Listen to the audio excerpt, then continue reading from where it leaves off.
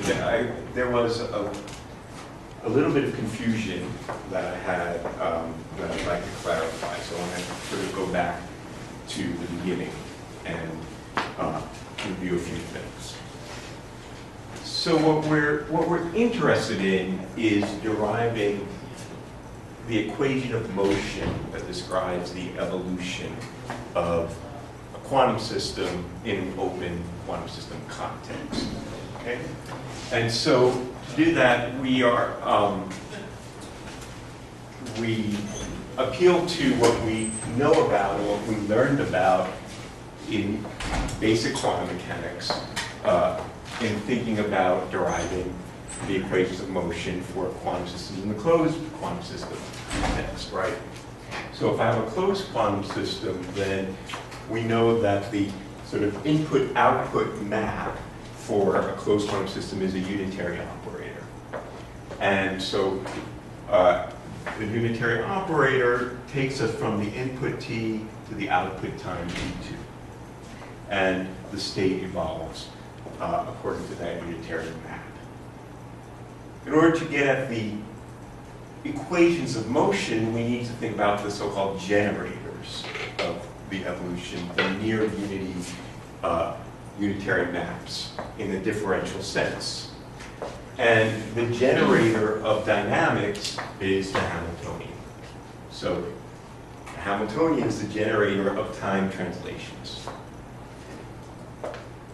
So what that tells us, I could write a unitary map that takes me from some time t to some differential time, some short time dt later, that is something that is close to the unit operator with a small differential addition that's proportional to the Hamiltonian. Okay? And from that, we can derive the differential equations. For example, we can derive the Schrödinger equation.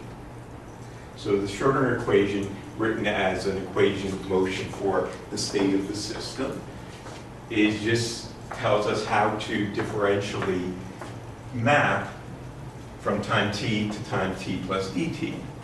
And keeping those terms to order dt, that has the following form. Okay? It's the density operator time t plus dt is what it is at time t, with a little piece that's proportional to dt.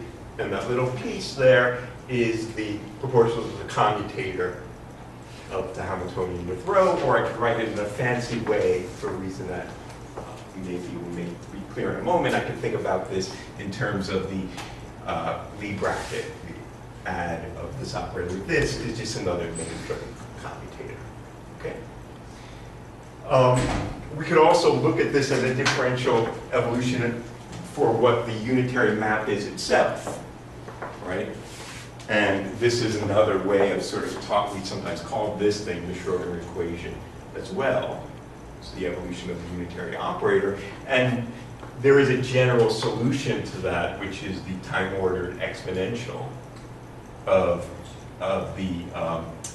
with the argument being the integral of the Hamiltonian. And in the particular case that the Hamiltonian, for example, is time independent, then this has the standard form that we're familiar with, right? Okay, so now the goal here is to take these things and translate them into the open quantum systems context. So we know, first of all, we discussed the general input-output map is a CP map, okay?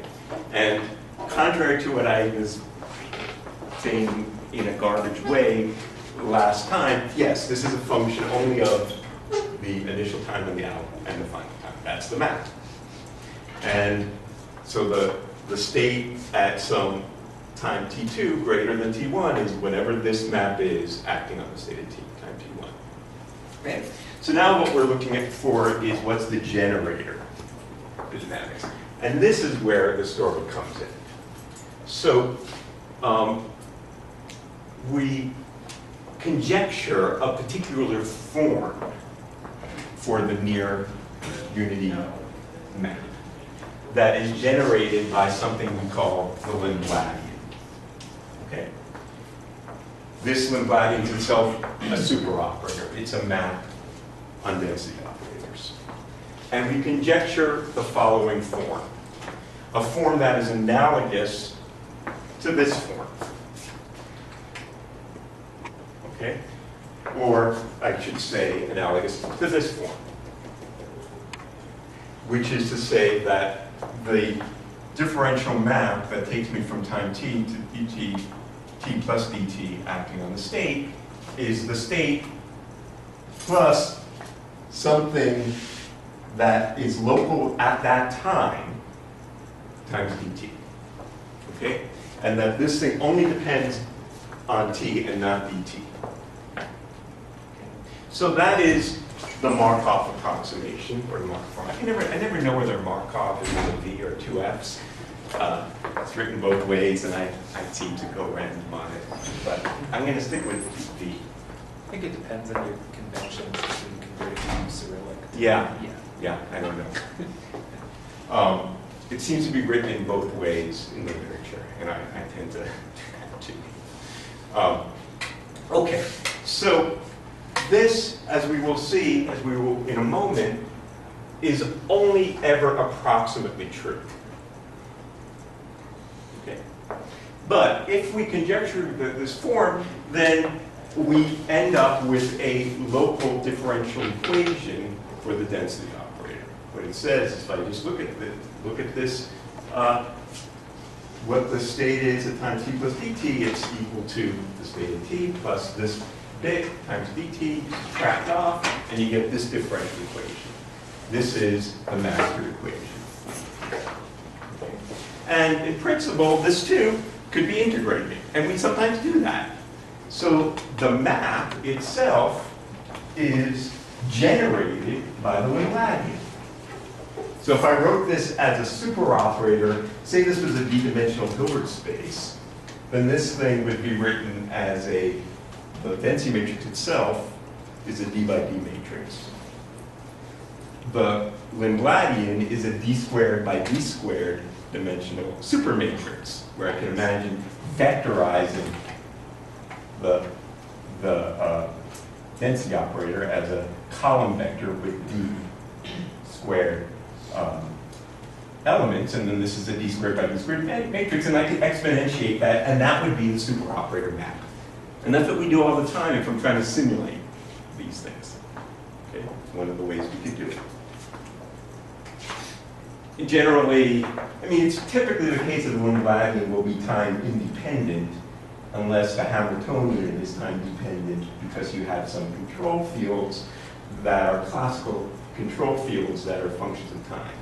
But typically, it will be time independent and just exponentiate it. Okay. Now, this is a generic form. What we showed furthermore in the lecture last time was that just from the fact that this is a CP map, it has a Krauss representation. And based on that Krauss representation and the fact that we look for trace preserving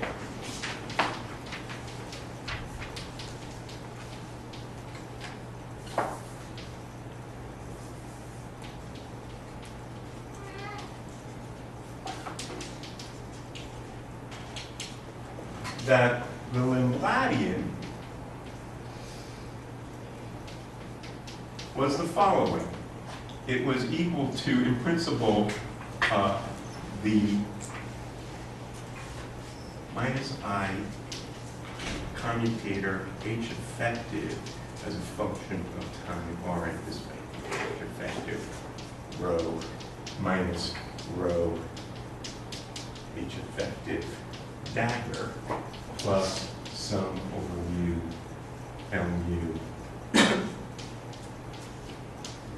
dagger. All of these can be functions of time, so let me just put that in.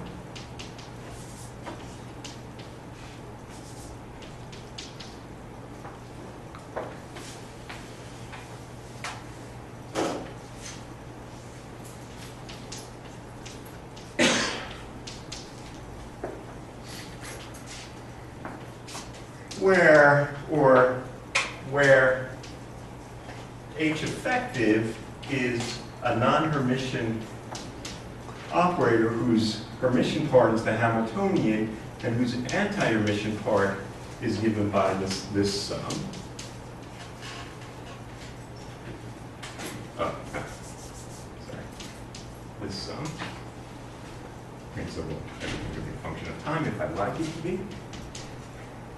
And this set, so often you will see this written as minus I over H bar.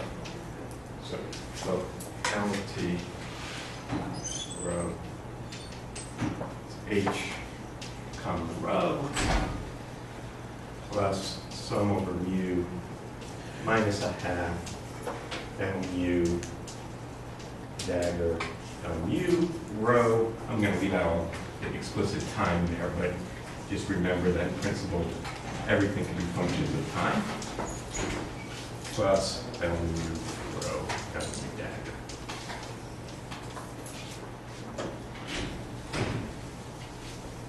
So this is known as the Lindblad form.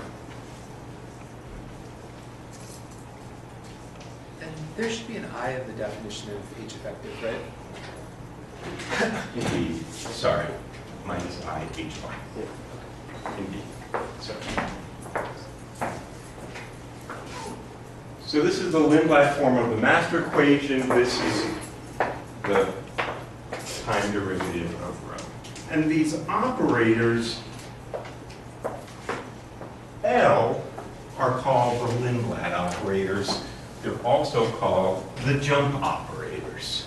Let me try to explain why.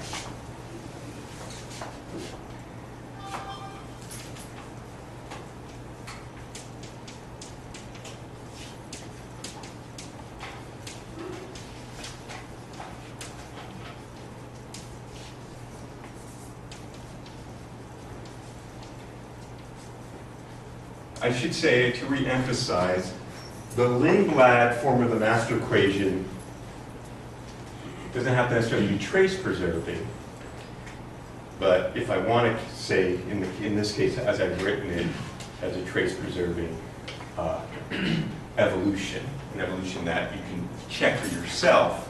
If you take the trace of both sides of this equation, you'll get 0. Okay? Try that, it's easy.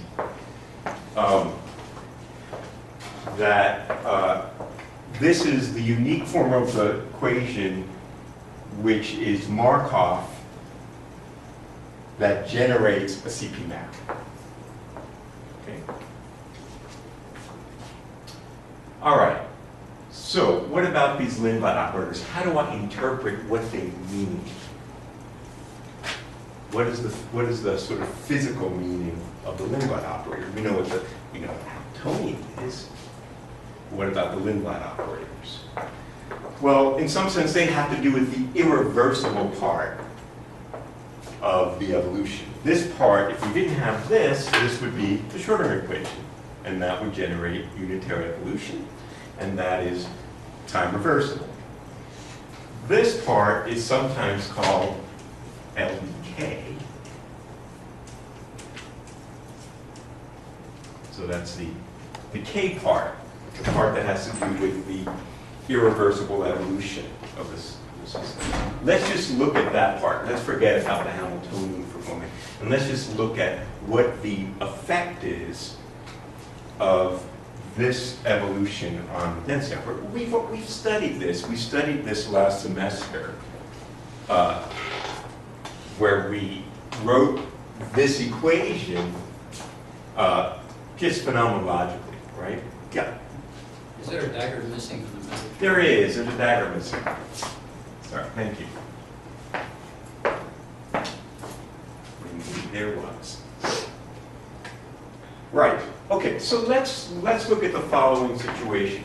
Suppose. So let's consider the evolution of the diagonal elements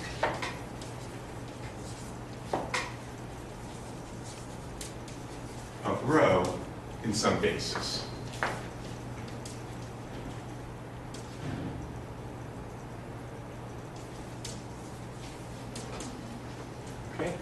So just for the notation, LDK includes the everything. Everything. Everything that's not the Hamiltonian. Sorry, yeah, indeed, everything. I mean, really, I think a better word for that would, because it is a little bit confusing, let me call it the dissipation. Because there is a little subtlety there. That is kind of, we'll get to it, which we studied a little bit last semester. So let's say we are in a situation where, let's just for the moment assume that the density matrix is diagonal in some basis. Let's say there are no coherences. We can come back and put the off-diagonal matrix elements in, but let's just say that the density matrix is such that it starts off with no off-diagonal elements, and we want to know how do these populations evolve as a function of time. Those populations are the diagonal matrix elements. Okay? So let's take a look at that. So we could just plug that in. We'll take the Hamiltonian to be 0. Okay, we can do that. We're in some picture where there's no dynamics that we care about. It's all the dynamics due to this distributive term. And let's look at what that does to these things. Well, so the time rate of change of those populations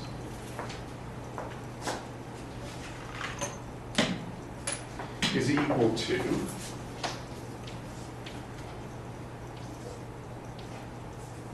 the time rate of change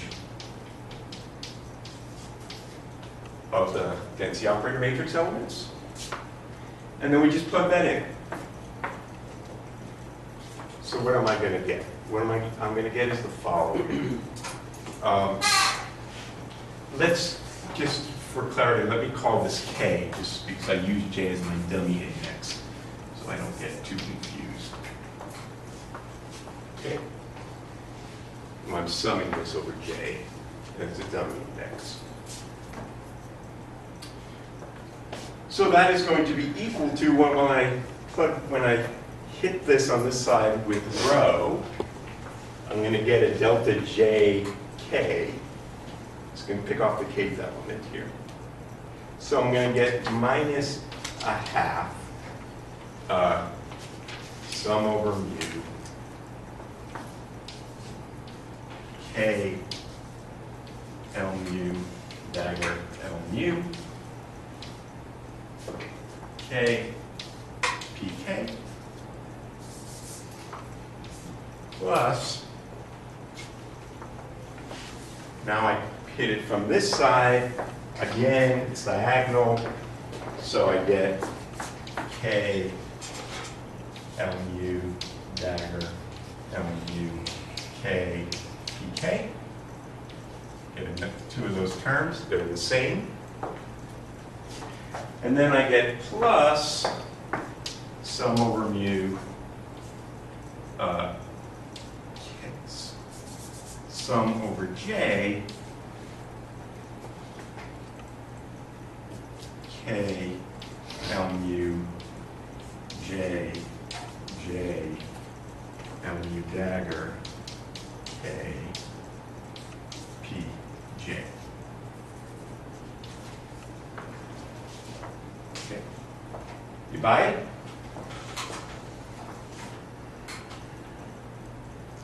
Right, so this has a simple form, a form we're familiar with. This is the form of a rate equation. It says the population, you know, like the foxes and the rabbits, change in some rate equation way. Population in level k is decaying with some rate omega k, gamma k. Then I have a plus sum over j, something called gamma from j into k pj, where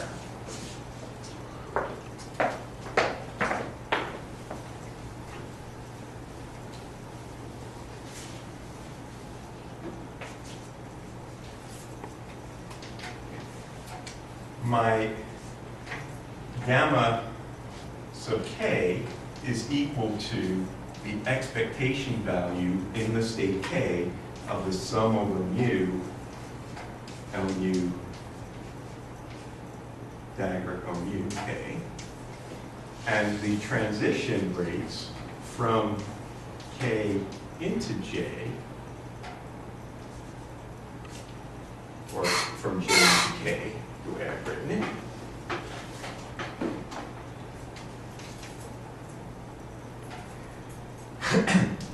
Is equal to the sum over mu, the absolute value of the matrix element of the Lindblad operator between those two states squared.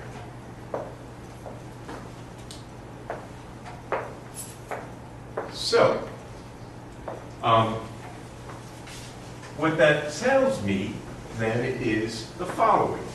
These, if I look at that equation, it says the population in level K is decaying out of level K with this rate, and that population is being increased in level K depending on transitions from levels J into K, weighted by the probability that I started in J. There's also J is equal to K in that. There is. Indeed, there is. So we could, if you, so that's a good point. That includes all possible, includes the J equals K term. But before I get to that, let me just make one statement. This relates to the point that you noticed earlier. Obviously, this is the total decay out of level K. And these are the refeeding from J into K. This was a jargon that we used last semester when we were looking at the spontaneous emission of atoms, where we noticed that the imaginary part of the effective Hamiltonian, the stuff that I just erased for some stupid reason, was the stuff that had to do with the decay of that level. And then this term, or sets of terms, represent the refeeding of the population back into a particular level. The decay part looks like Hamiltonian evolution, but with an imaginary energy. Whereas these terms don't at all look like Hamiltonian evolution at all. And where that's going to become important when we look at the problem of quantum trajectories in a few weeks. But just to emphasize one more point, and that was related to a point that Amir noticed. If I like, I can insert here a sum over J, a complete set of states, right? In which case, this is equal to a sum over mu K, or J, L mu K squared, which is equal to, I have a sum over J. A sum over J from K into J. As we expect, the total rate of decay of level K depends on the sum of all the partial rates to all possible J's. Now, of course, when I plug that into here, the part where J equals K cancels. So I can also rewrite this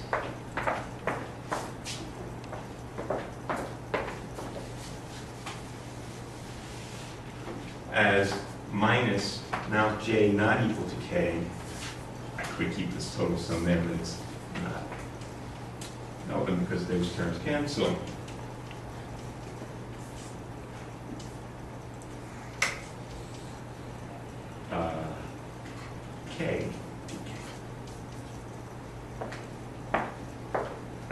So that's the general form that you might expect of rate equations between different levels. The total rate of change of the population in level K, there's a decay out of K into every possible J, not back into the same, with a particular transition rate from K to J. And there is refeeding of population back into K from all other levels J, weighted by the rates. And here's the key point to remember, how you should interpret the Lindblad operators. The matrix elements of the Lindblad operators tells me the rate at which transition happened from level J into level K. That's why they're called the jump operators, because I can think about this as if I had a bunch of energy levels, the rate at which dissipation causes a jump, a quantum jump if you like, from one level to another, is determined by the matrix elements of the Lindblad operator. Okay, that's interpretation. Yep.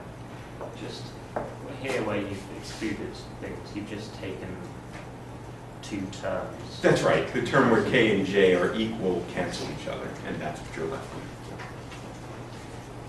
So, given that, I mean, we could, without going through the very difficult physics calculation that I'm about to do, hopefully in the last hour and a half of the class, we could write down what are the Lindblad operators, say, for the case of a two-level atom interacting with a vacuum.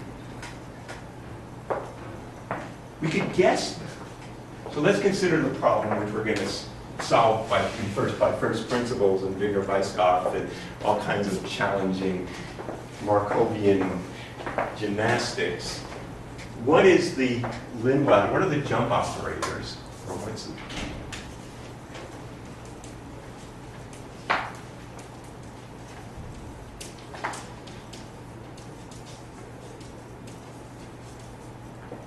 for an atom, which is the system, interacting with the vacuum, which is the environment.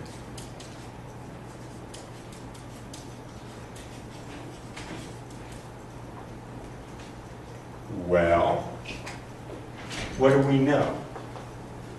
What is the transition rate from there? That's my two-level atom. There's only I have dimension 2. So J here, the set of states J are the ground state and the excited state. Okay. So, what is the transition rate from, say, the ground state to the excited state if I have the atom in the vacuum? 0. 0. Can't forget, if it's in the vacuum, this is 0. And what's the transition rate from the excited state to the ground state?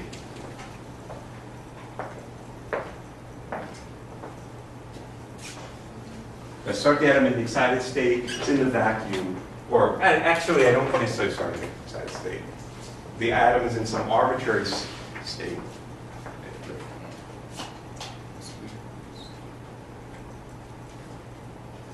Well, no, in this case it is. It starts in excited state. So what is that rate? Einstein A. Yeah, it's the Einstein A coefficient.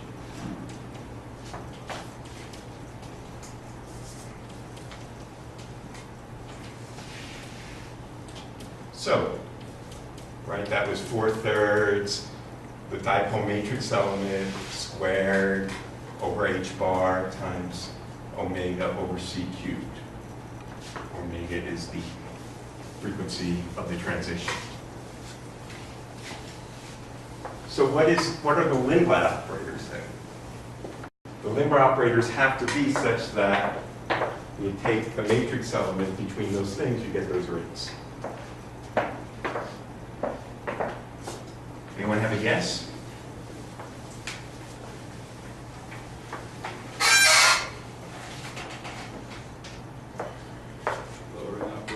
going to be the lowering operator, right?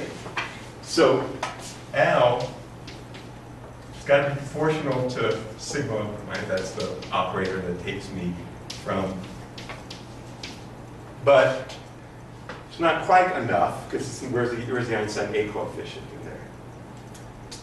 Which is multiplied. Times the root of gamma.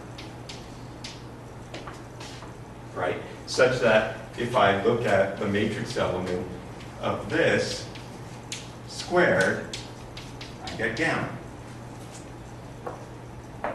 So we can write down the master equation for our two-level atom. It's equal to whatever the Hamiltonian is.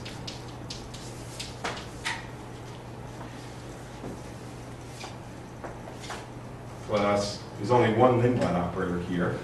So we have minus gamma over 2, sigma plus sigma minus, rho plus rho, sigma plus sigma minus, plus gamma sigma minus rho sigma plus. And if you look back somewhere, I'm sure in some lecture that we have, that you read so carefully and remember every detail, this was the master equation we wrote down last semester. It is of that form, with this as the jump operator. And in fact, if I plug this in, this is sigma plus is the brazing operator. This is EE rho plus rho EE. This is plus gamma G rho EE.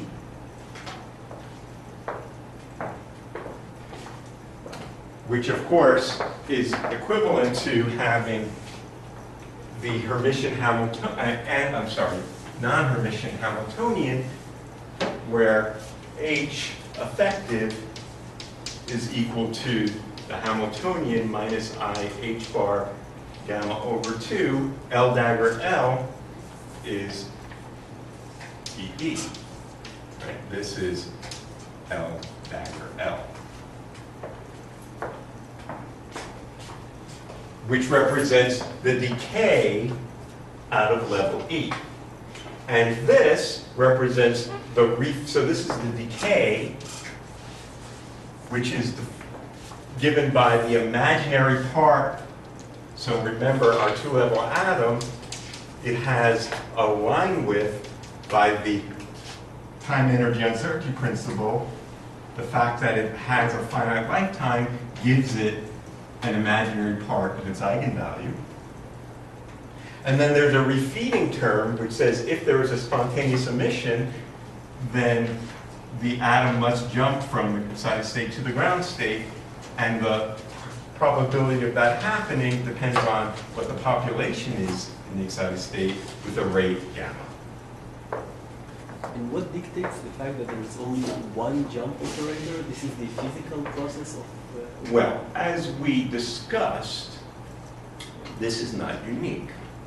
So I can, and we can do a unitary remixing of this and write down an uncountably infinite number of different master equations which generate exactly the same evolution.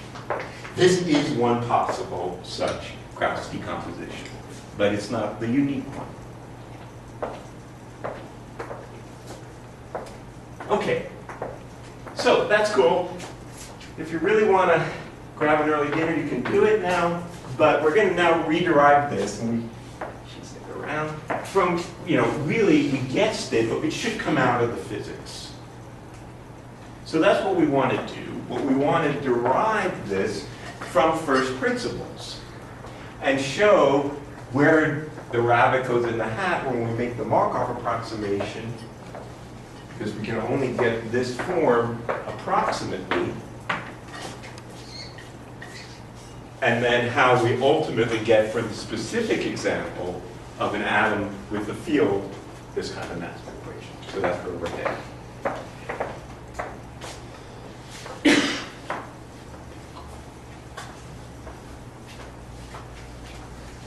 All right, well, that Actually, I've got a question. Yes, please.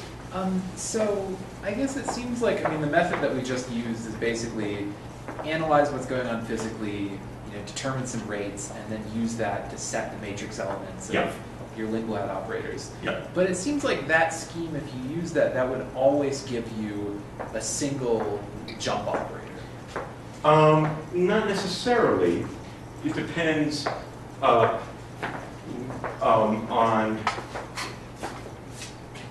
what all the rates are. Here's an example. Suppose I have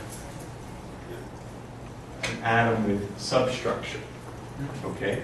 So let's say this is this S1 half ground state and a P1 half excited state. Has two magnetic sublevels.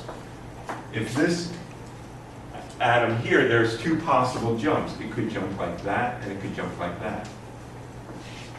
So there's a total rate of decay, but the refeeding will depend on the polarization of light in this case. So in this case, you have multiple jump operators. But again, it's just it's just a convenient way to represent that process. It's not that you cannot write any a different number. It's true, but I'm not sure it's the case that I can always reduce it to 1. Yeah. Okay. Okay? I think I can always make more, but I don't think I can always make 1. Yeah. Okay? So it will depend. In this case, and we could write these down. I need to know the Clebsch-Gordan coefficients, and then I can figure out what the branching ratios are for these different processes, and I write down different jump operators. And they're due to the fact that there's more information in the environment than just the energy of the photon. There's a polarization. Okay. Now, yeah, we'll come to that. There's going to be some more Yeah. stuff about it.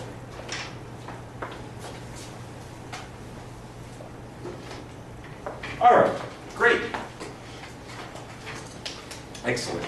So let's continue then. So remember what we want to do now, we want to derive the mass equation.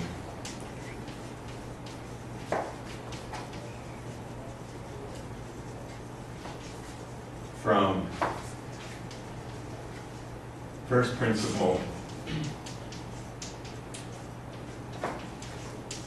system environment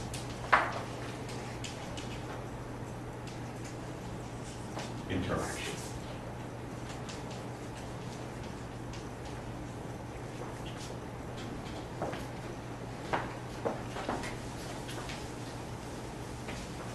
So the picture that we have here is one in which we have the environment, we have the system, we have some Hamiltonian, which is some Hamiltonians that act individually on the system and the environment, and some interaction. Okay? And in the interaction picture,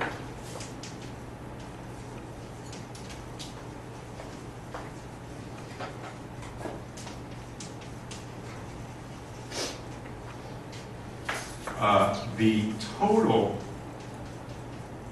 state of the joint system environment evolve according to the Schrödinger equation, bless you, where the interaction is the generator of the evolutions, where the interaction Hamiltonian is has the system environment degrees of freedom evolving according to the free Hamiltonians of system and environment.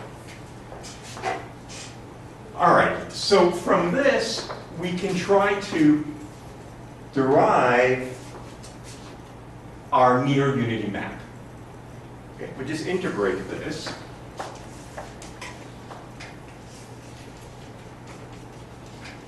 For a short interval dt, ultimately try to look at the differential and what that means. So that's equal to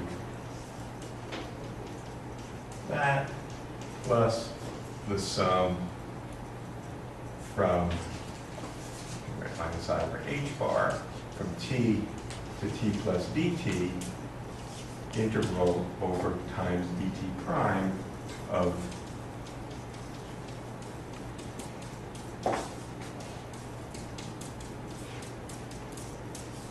that. Okay. And so if I'm interested in particular in what the evolution is of the system itself,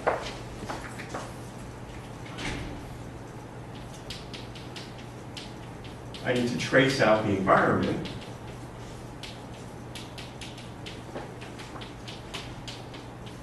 So that's the system at time t minus I over h bar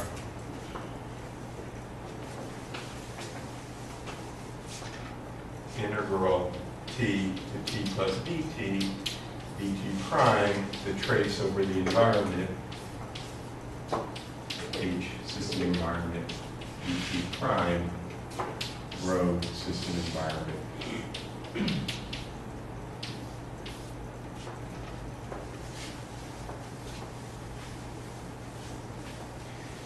So now there's a problem, because this is not of this form. This integral depends on the whole evolution between t and t plus dt, and not just on t alone, but everything within that history. And that's, as we said, is because their information can go from the system into the environment, but then back from the environment into the system. That's the actual complete description of the coupled system. And in principle, that can happen. So this is not in the Markov form. In order to get the Markov form, we need to do an approximation and justify that approximation. All right, so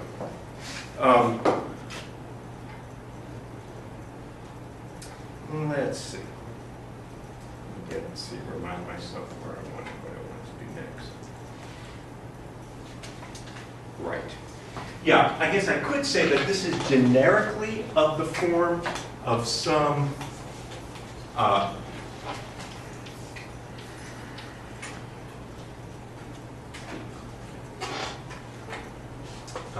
let's see.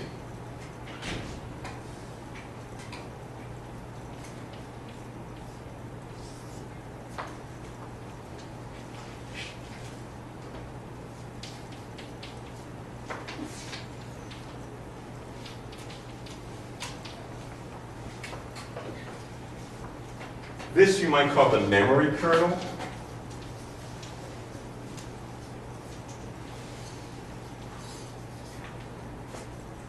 In other words, there is some way, if I can express this, it's an integral differential equation that depends on the whole history of what happens throughout the interval, not just what it is at time t.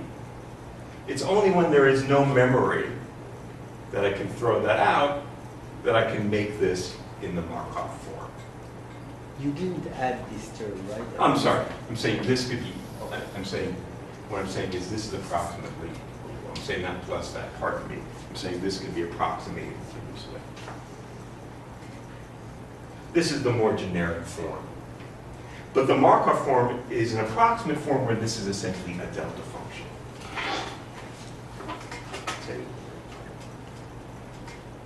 You're not saying that this could be written that if you choose the right memory kernel, that is exactly. Yes, no, that is what I'm saying. That's exactly Yeah. that for the correct memory. For the correct memory kernel. It's an integral differential equation, always. There is an exact integral differential equation for the state of the system once I trace over the environment, but it's not exactly a differential equation. Now, what that is a complicated thing, and I don't even know how to do it. But if we have the Markov approximation, then what we're going to see is that this is you know, of the form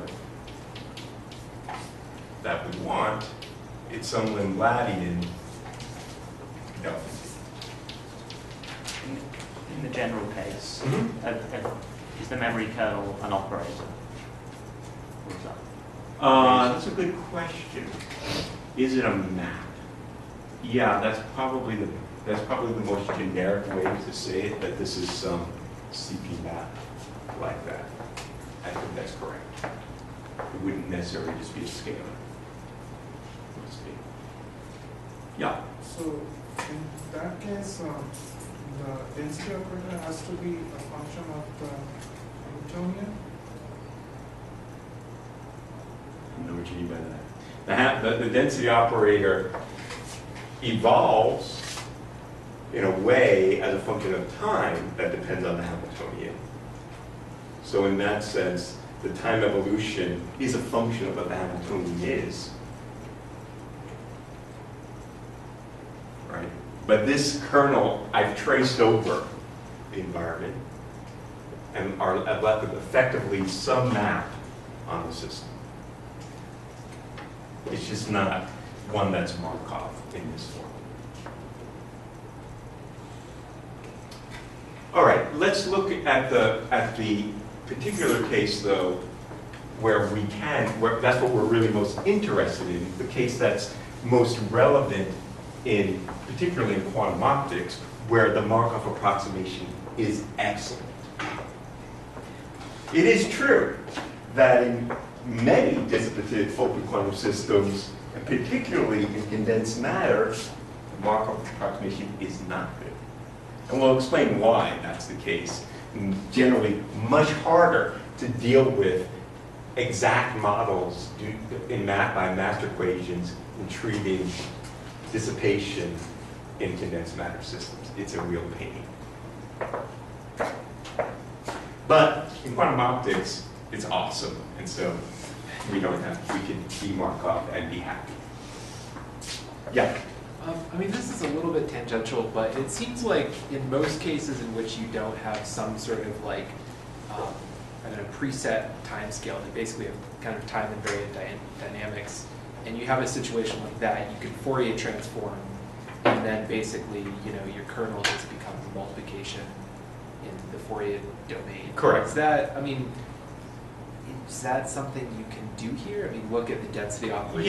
Yeah, absolutely you can. So what, as we're going to see, and that's maybe another thing to say, is the spectrum of something related to the interaction is an indicator of what the memory kernel is. So if the spectrum is essentially white, then the memory is essentially delta.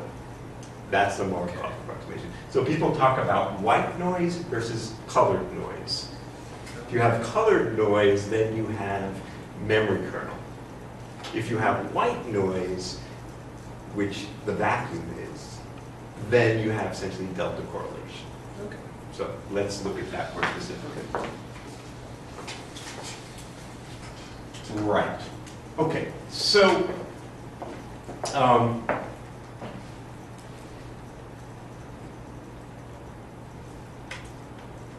as we said, in order to deal with this problem, the fact that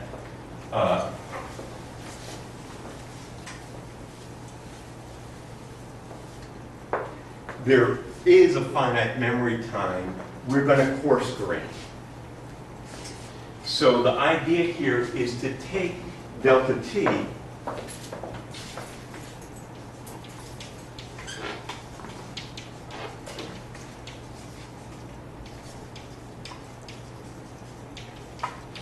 to be much greater than whatever the correlation time is of that memory kernel.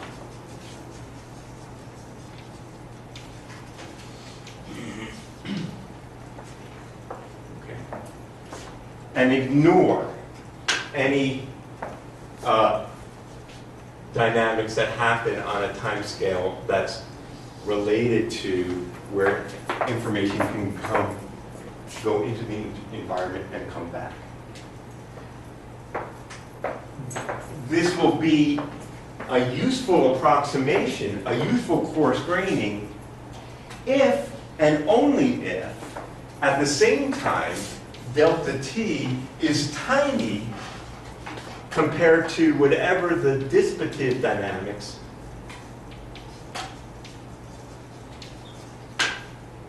of the system. So the analogy I gave in the last lecture was just one that is, it's essentially the same thing. If you drop the penny in the lake, and the lake is at temperature T, the penny is way hotter than that, there's a time scale associated with the correlation of the collisions of the water molecules with the hot penny. But then there's a time scale over which it quickly rethermalizes. And those molecules that got out of equilibrium quickly rethermalize. That time scale is what I'm calling tau c. There's another time scale, which is the time scale at which this thing comes into equilibrium with tau. But that's a way longer time scale. And so when there is this kind of separation, then we can effectively coarse grain treat this time scale delta t as effectively differential time with respect to the dynamics, the non-equilibrium dynamics of the hot penny, although it's infinite time compared to the rethermalization of the environment. That's the whole story of how we end up going from something which is in principle reversible dynamics and getting something which is effectively and an awesome approximation irreversible dynamics. Just to be clear for something you said at the end of last time, nothing about that is inherently quantum mechanical, correct? That's just... Yeah. So the same thing is true in classical non-equilibrium open classical system dynamics, indeed. That part of it. Right. This separation of scales. What is going to be quantum, as we'll see, is that we could, as the problem that we just looked at earlier in this lecture, where our bath is not water, but the vacuum, then it's at zero temperature, right? But it still has quantum fluctuation, quantum noise. But you can think about that as, here's my atom. Atoms look like this. But there's little wave packets of the vacuum that are flying by this guy. The time it takes to transit the atom is an attosecond. I don't know, something like that. Tiny, tiny amount of time. But that's nothing compared to the time it takes at least nanoseconds for the atom to decay. So the correlation time of the vacuum with the atom is effectively zero time compared to the time it takes the atom to decay. Now, in this case, that is not a classical collision. It's going to be a quantum entanglement between the modes of the field and the atom itself. Excellent. All right. So, let's see. All right, so we want to solve this problem. To do this, what we're going to do is, essentially what we're looking at is the master equation version of Wigner-Weisskopf that we studied last semester. And effectively, we're going to derive, the spontaneous decay of the atom, and that will require us to go to at least second-order perturbation theory. That's how you get time-dependent perturbation theory using decay. So I'm going to iterate this equation here to the. Right now, this is an equation, say written in this form over here. This is self-referential. It's not actually a solution. So we need to iterate this to some order and then truncate. So we're going to go to second order here. So I'm going to plug back this solution into here, and I get the following. So let me just write that out. So I plug this back in, I get that. So this becomes a t, and then I get plus minus I over h bar squared, the integral t to t plus delta t dt prime from t to t prime dt double prime h int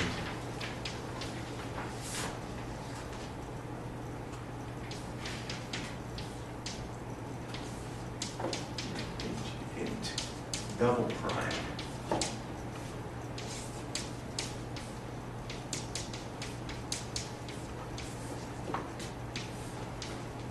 So that's giving me ultimately the Dyson series. Yeah. H int is the same as H, SE. Oh, gosh, yes, I did mess up my notation there. Pardon me. Let's keep it straight. It's the interaction between, yes, pardon me. Two forms of my notes, I have two different things.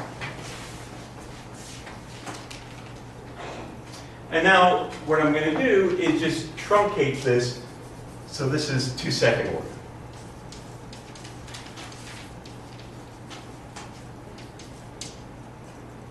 In the interaction. So as long as my delta t is short enough, I can do perturbation theory.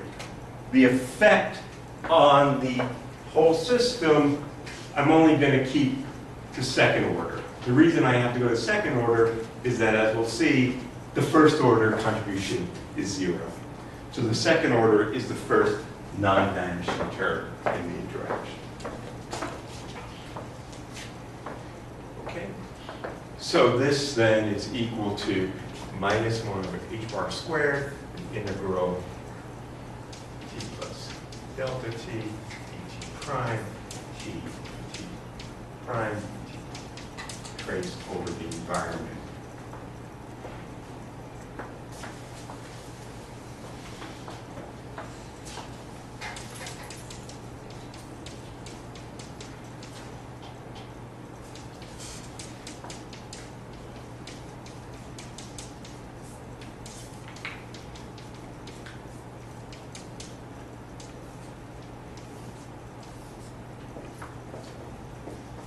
All right, so now we start having to make some approximations. So far, well, I've made one approximation. I've assumed that delta t is small enough that I can truncate this series and keep terms only up to second order in the interaction for delta t sufficiently small compared to the time scale of the dynamics. That was one of our assumptions.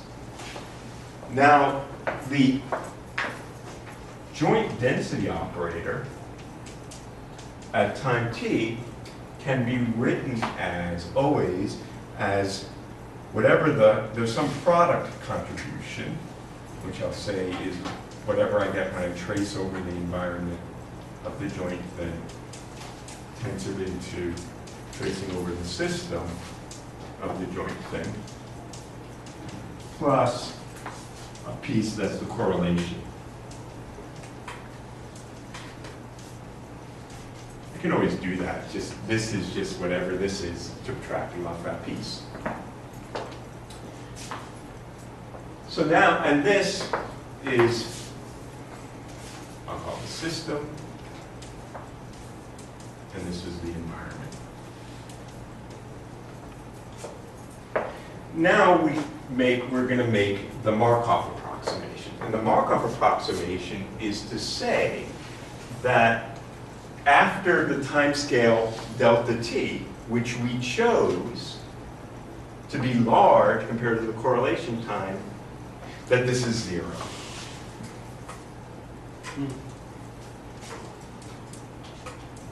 Being compared to the correlation time. So again, the physical picture that you might think about, which I find useful, in why this is a reasonable approximation, is again, think about my penny in the lake. I mean, what's happening here is, there's this temperature T bath here, and fresh copies of the bath are constantly entering. The first copy here gets correlated, carries off information, is correlated, but that correlation doesn't come back because all the colliding molecules now rethermalize, and that information never comes back. Now the next copy of the bath comes in, right? It's really the same bath because it's all at temperature T. Comes in, and new fresh molecules collide with my penny. They're at that same Boltzmann distribution. They collide and they go off, carrying off information. Each time this set of collisions happens, of course, the system changes.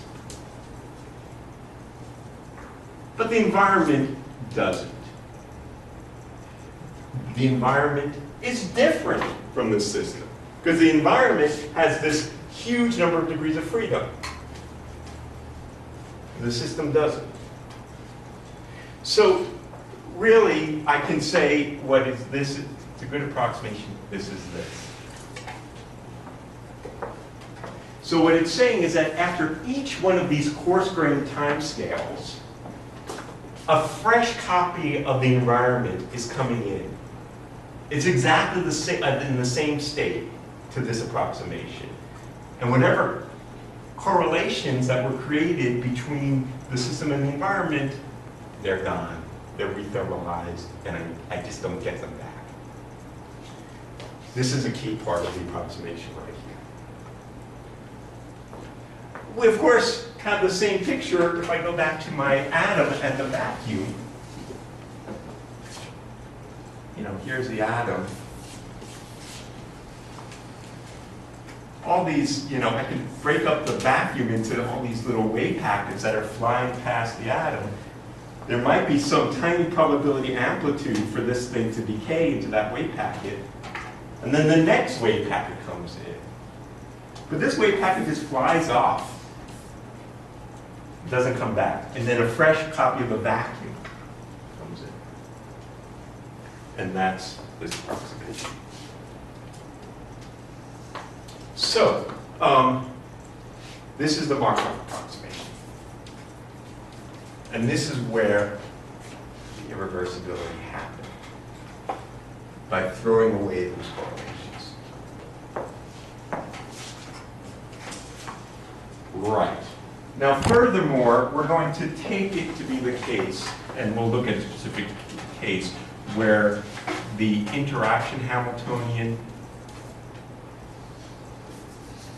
that the trace of the interaction Hamiltonian with the state of the environment is 0. We're just going to consider those situations. That's typically the case. That is to say, the interaction Hamiltonian has no mean field with respect to the environment. That's why, to first order, this is 0. And so, we get the following equation.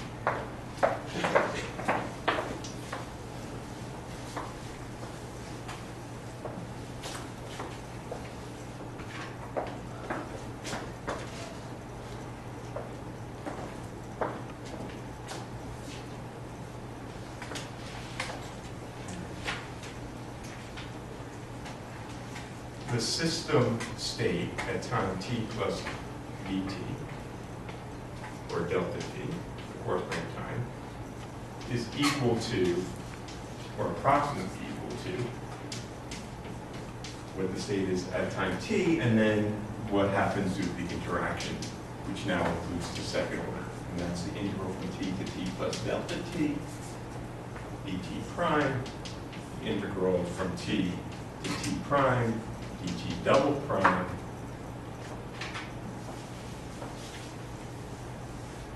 the trace over the environment of the double commutator integral h interaction at t prime commuted with t Hamiltonian at time t double prime with the system at time t tensored into the environment, which is taken to always be in its equilibrium state.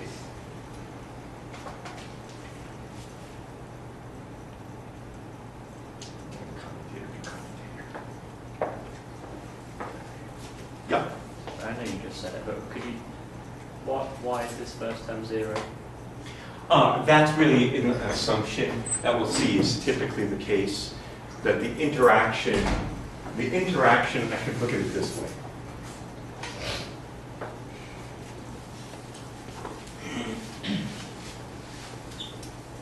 Typically, my interaction will be of the form a sum over operators, some system operators tensored into some back operators. That's a generic form. And we're taking it to be the case that the average of the back operators in whatever the thermal state is 0. We're just considering those cases. For example, if this were the atom interacting with the vacuum, or even interacting with the black body radiation at thermal temperatures, this would be, the system operators would be some atom operators, and these would be things like A or A dagger. That's true even if you have a laser field, right? And oh no, never mind. No, it's not. No, and the mean field is not 0. But if it's a state that has no coherence, then it's 0. Yeah. And if that's not 0, I mean, the first order term then just contributes to your system only Hamiltonian. That's right. Okay. Yeah. Then it would just be an effective shift, Okay. and you should just put that into. Yeah. Okay. This is just pick up on a comment that for a field with no coherence, this assumption would also be a good one. Will be 0. So if, for example, in this particular case, then if my density operator is diagonal in the number basis, so it has no coherence, then the expectation value of that is 0. That's the case we're going to look at next time. But let me just write one last equation here. Just a technical question, if I may. So the bound of the integral, the endpoints of the integral are They're correct. they're correct. Yep. Because of the way I iterated, right? Because, well, I erased it now, but you have to do the Dyson series. That is correct.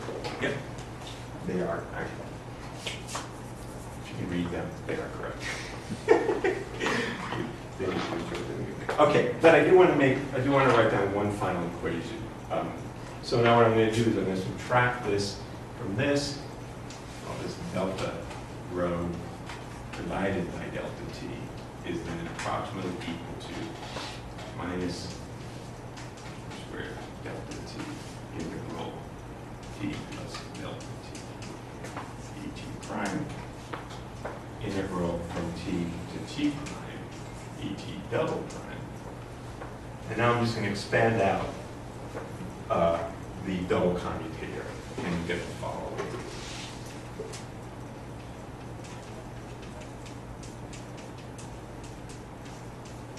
This is a messy calculation, and there's just no way around it. But you have to see it one time, at least. Because if you really want to understand open quantum system dynamics, you got to put through these details.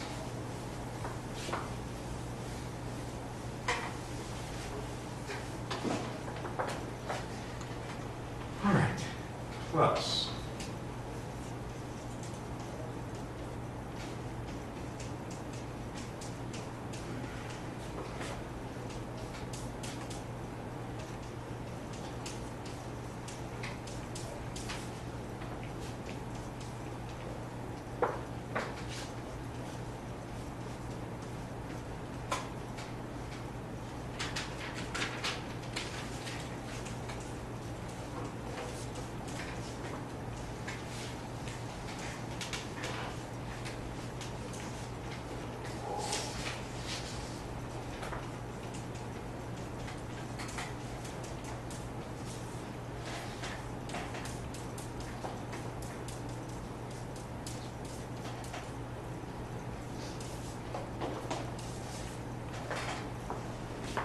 Okay, so that's just expanding it out, where all of these expectation values are the trace with respect to the environment's equilibrium density operator. So the contents are still operators in this state basis. Everything is an operator. Some of these operators are operators that act only on the system. That's this. Well, after you've done the expectation value on the environment of This is also. Then that's a system the operator. next system operator. Correct. Right. These guys are all system operators. And in fact, you kind of see beginning to come into focus the Lindblad form, which had things that are multiplied by row on one side or the other and things that kind of sandwiched row. Kind of see it beginning to emerge from this. But clearly, if we're going to get to the Lindblad form, then something has to do with the correlation between what's happening in T and T prime. There've got to end up being delta functions here. And that's the final step. And it's basically the same thing that we did last semester when we did the Wigner-Weisskopf projection. So I would encourage you to review lecture 14 from last semester, where we did the Wigner-Weisskopf approximation. So we're just going to use that stuff and go forward from there. All right? All right. Awesome. The density operator as a column vector with d squared elements, and then this is a d squared by d squared matrix, and I can exponentiate that, and that would be the superoperator map. And that's what we do all the time if I'm trying to simulate these things. Okay, it's one of the ways we can do it. And generally, I mean, it's typically the case that the Lindbladian will be time independent unless the Hamiltonian is time dependent because you have some control fields that are classical control fields that are functions of time. But typically, it's time independent and just exponentiate it. Okay?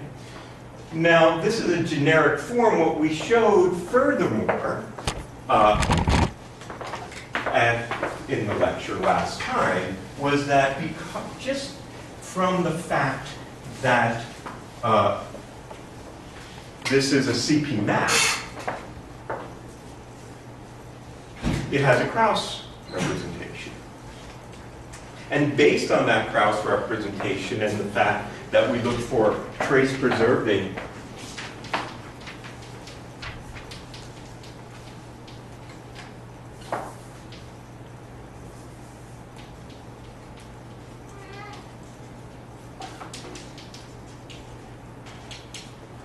that the Lindbladian was the following. It was equal to, in principle, the minus I commutator H effective as a function of time, or right this way, H effective, that is local at that time times dt. Okay? And that this thing only depends on t and not dt. Okay. So that is the Markov approximation, or the Markov. I never know whether Markov is with a v or two f's. It's written both ways, and I seem to go random on it. But I'm going to stick with v. I think it depends on your conventions between converting from Cyrillic. Yeah, I don't know. It seems to be written in both ways in the literature, and I tend to okay, so this, as we will see, as we will in a moment, is only ever approximately true. Okay, but if we conjecture this form, then we end up with a local differential equation for the density operator. What it says is, if I just look at this, what the state is at time t plus dt, it's equal to the state of t plus this bit times dt, subtract off, and you get this differential equation. This is the master equation. Okay.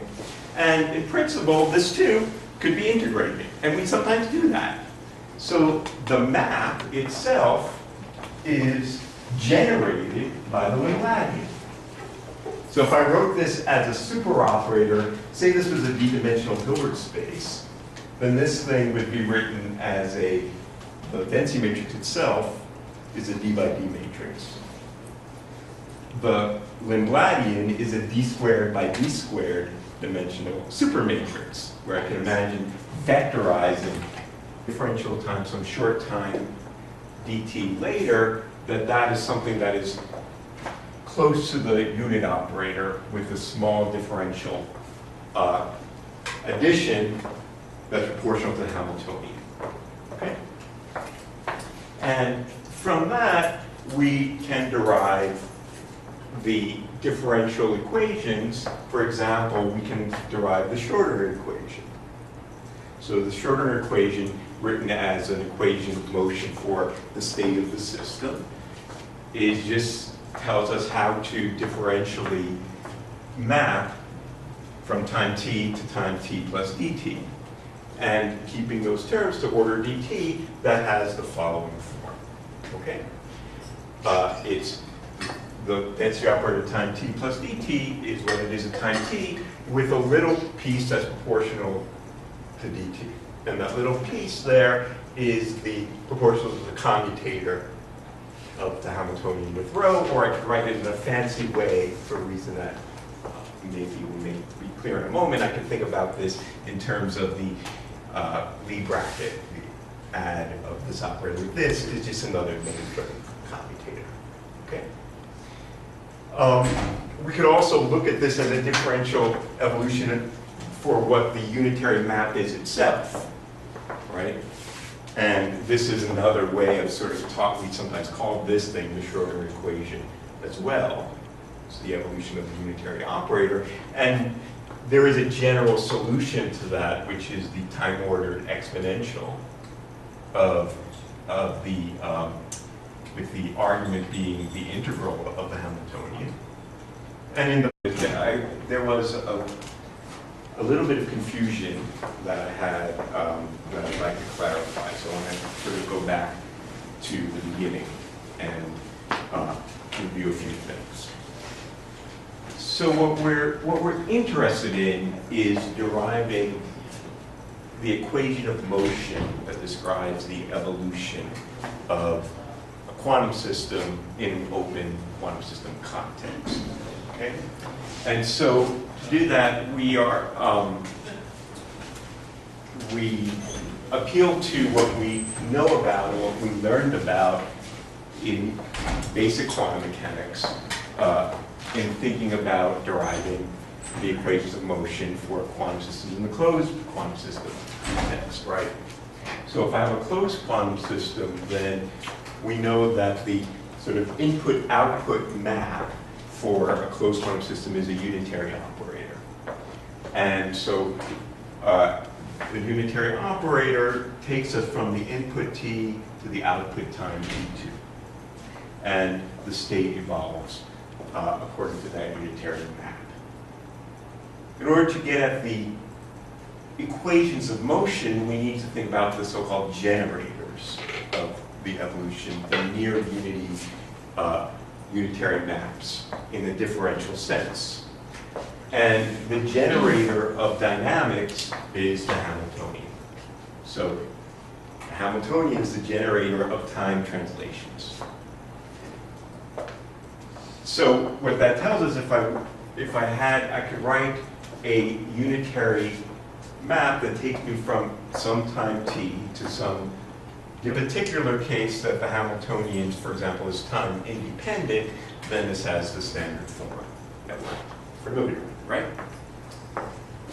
Okay, so now the goal here is to take these things and translate them into the open quantum systems context. So we know, first of all, we discussed the general input-output map is a CP map, okay? And contrary to what I was saying in a garbage way last time, yes, this is a function only of the initial time and the output and the final time. That's the map. And so the state at some time t2 greater than t1 is whatever this map is acting on the state of t time t1. Okay? So now what we're looking at for is what's the generator dynamics. And this is where the story comes in. So we conjecture a particular form for the near unity map that is generated by something we call the Lindblad. Okay? This Lindblad is itself a superoperator. It's a map on density operators. And we conjecture the following form. A form that is analogous to this form. Okay? Or I should say analogous to this form. Which is to say that the differential map that takes me from time t to dt, t plus dt acting on the state, is the state plus something